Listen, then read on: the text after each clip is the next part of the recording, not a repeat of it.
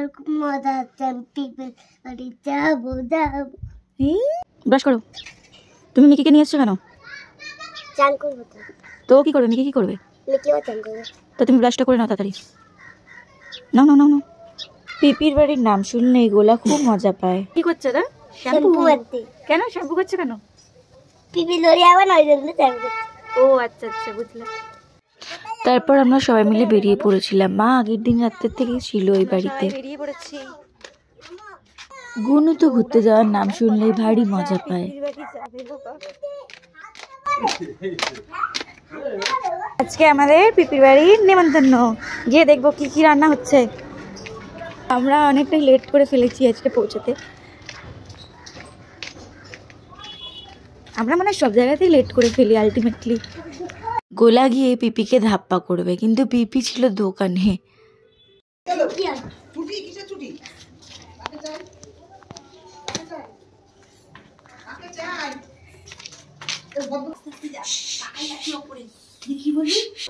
আমাদের বাঙালিদের কিন্তু মেইন অ্যাট্রাকশন এই খাবার। খাবার দেখলেই কিন্তু বাঙালিরা যেন আউট অফ কন্ট্রোল হয়ে যায়। এটা কি?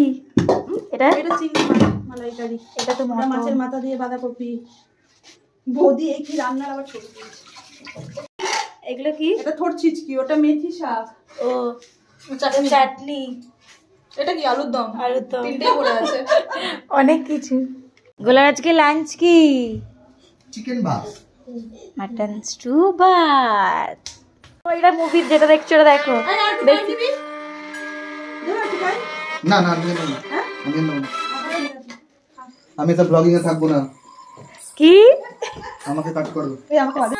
এই চেহারা তো আবার রোগা হবে বলছে। এত সুন্দর রান্না, আর সাথে যদি একটু এন্টারটেনমেন্ট না হয়, একটু খাওয়াটা যেন কেমন লাগে।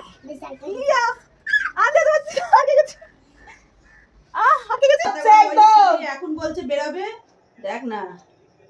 হ্যাঁ এখন ওই বন্ধুর বাড়ি যাবে বলছে, শান্তিকার বাড়ি। আমি যে একদম যাবে না, কোনো কথা হবে না একদম। পিপিকে বকো। কেন? পিপি কি করেছে? মামি ঠামিকে বকে। মামি ঠামিকে বকেছে?